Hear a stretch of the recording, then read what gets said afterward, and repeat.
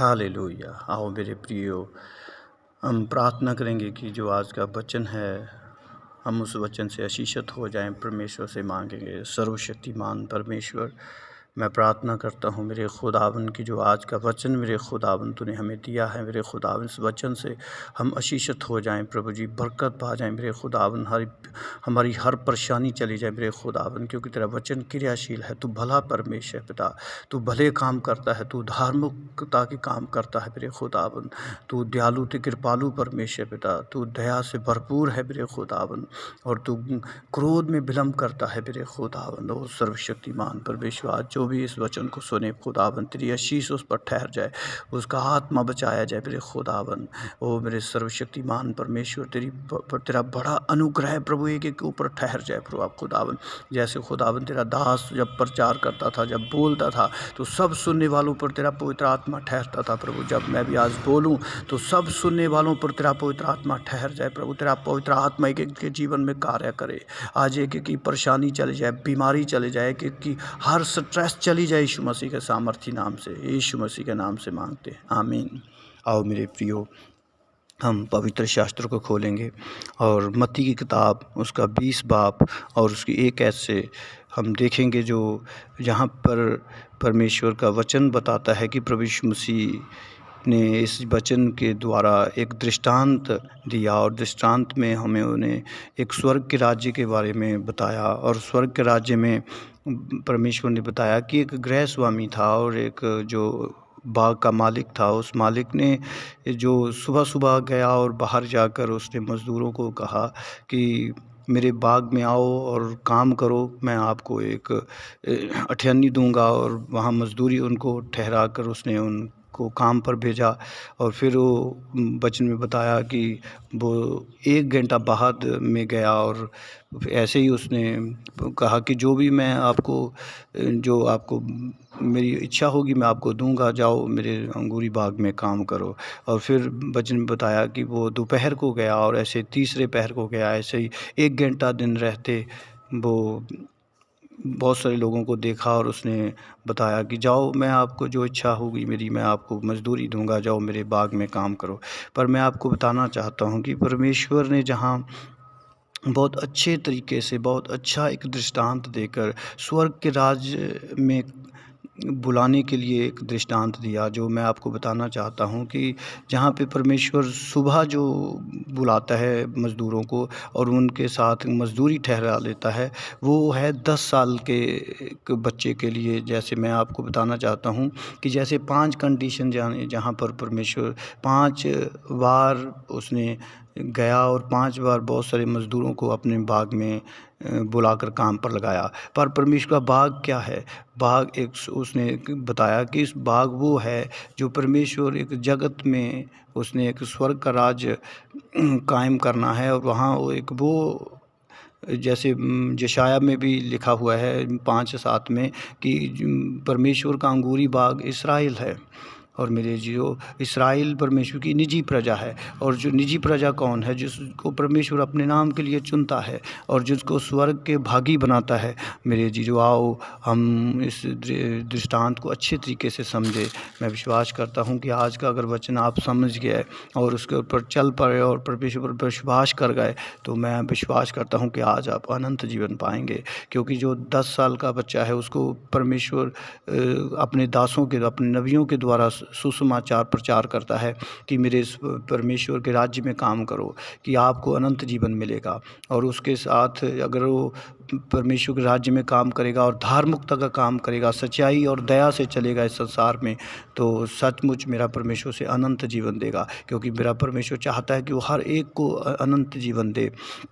और मेरे जीव ऐसे ही जो वो 1 घंटा रहते गया और बाद में मैं बताना चाहता हूँ कि वो 15 साल वाले बच्चे को सुसमाचार प्रचार करता है कि आओ मेरे स्वर्ग के राज्य में धार्मिकता का काम करो, सच्चाई से चलो, मैं जो चाहूँगा, मेरी मन करेगा मैं आपको दूंगा। और मेरे जीजो जो विश्वास करते हैं वो जाते हैं और काम करते हैं।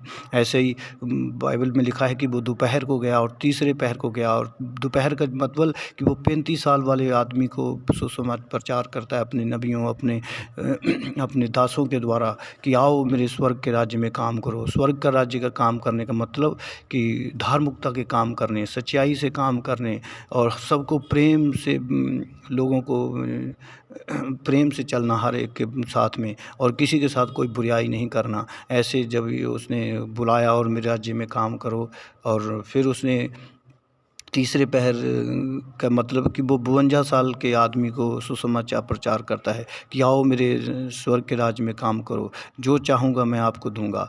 और ऐसे ही वो 1 घंटा दिन रहते बाहर गया और उसने सुसमाचार प्रचार किया अपने नबियों, अपने दासों के द्वारा, और कहा आओ मेरे बाग में काम करो, मेरे राज्य में काम करो, मैं आपको जो चाहूँगा वो दूंगा, मेरा मन करेगा। और बाइबल में लिखा है कि जब भी वो शाम दिन ढल गया और पूरा टाइम हो गया, और उसने अपने भंडारी से कहा कि सबको अनंत जीवन दे दो, सबको एक एक अठन्नी दे दो। और बाद में अब हम वचन में पढ़ते हैं कि जो सुबह सुबह आए हुए थे लोग, जो 10 साल 15 साल में के बच्चे आए हुए थे, उन्होंने कहा हम पूरी एज मेहनत की है, हमने ज़्यादा मेहनत की, हमें कुछ ज़्यादा मिलना चाहिए।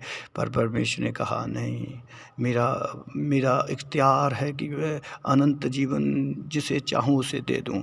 मेरे जीजो, मेरा परमेश्वर इतना भला है कि वो तो आपकी उम्र की कोई कंडीशन को फॉलो नहीं करता, वो आपकी बुराइयों को नहीं देखता। सिर्फ आप जब विश्वास करते हैं, जब आपको सुसमाचार प्रचार किसी के द्वारा मिलता है और आप विश्वास कर जाते हैं, किसी भी एज के पड़ाव में हो, किसी भी एज में हो, आप 52 साल के हो, आप 61 साल के हो, 70 साल के हो, आपको शैतान कहता है आप अभी परमेश्वर के राज्य में प्रवेश नहीं कर सकते क्योंकि आपने पूरी एज पाप किया। बट मैं आपके इस वचन के द्वारा आपको बताना चाहता हूँ कि आप भले ही कितनी भी एज में पाप करते रहे, मगर आज अगर आपको सुसमाचार प्रचार मिला है, आप मसीह की दया, आपकी मसीह का प्रेम अगर आपको आपकी ज़िंदगी में आया है पर इस प्रचार के द्वारा, तो अगर आप पर मसीह पर विश्वास करते हैं, तो मेरा परमेश्वर आज आपको भी उतना ही देगा जितना वो 10 साल वाले को देगा, वो जितना 15 साल वाले को देगा, वो आज आपको अनंत जीवन दे सकता है।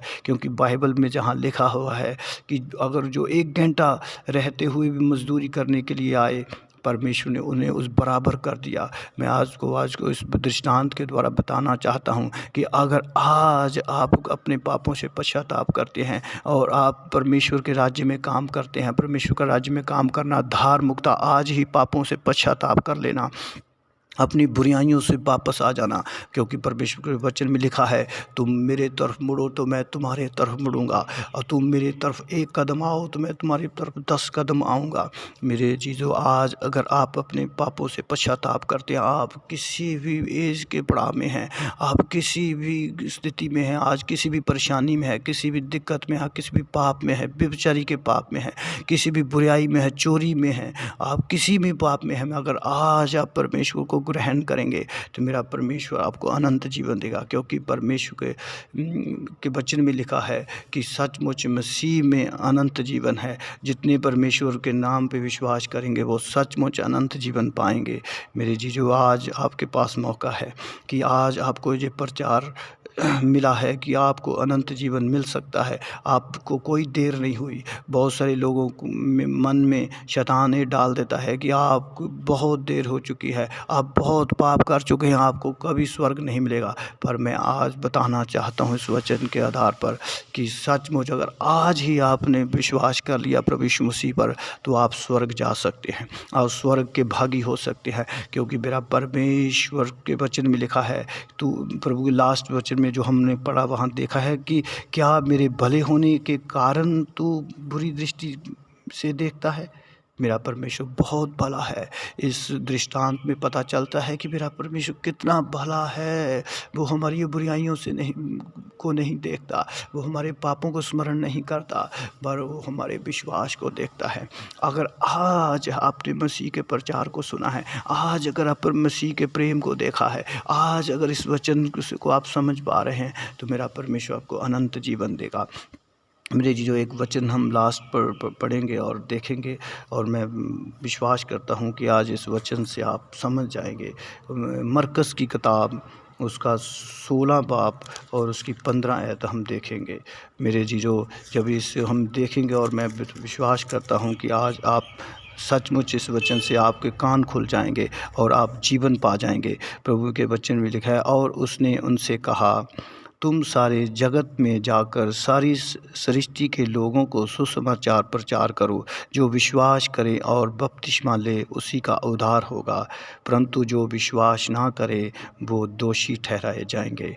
मेरे जी, जो इस वचन के आधार पर अगर आप आज विश्वास करते हैं मसीह पर, सुसमाचार प्रचार सुनने के कारण मैं विश्वास करता हूं कि मेरा परमेश्वर आज तुझे उद्धार देगा, आज तुझे अनंत जीवन देगा, आज ही आपको बीमारी से शिफा देगा, आज ही आपको कर्जे से मुक्त कर देगा, आज ही परमेश्वर आपको नई बुद्धि और नई योजना देगा कि आप अच्छे हो जाएं, आप अनंत जीवन पा जाएं, आपके जीवन में हर परेशानी चली जाए। क्योंकि अगर मेरा परमेश्वर हमारे पापों को देखता तो वो जो सूली पर डाकू ने विश्वास किया था वो कभी भी स्वर्ग में ना जाता। क्योंकि अगर मेरा परमेश्वर हमारे पापों को देखता तो वो जक्की कभी भी उद्धार ना पाता। क्योंकि मेरे जीजो, मेरे परमेश्वर बहुत कृपालु और बहुत दयालु है।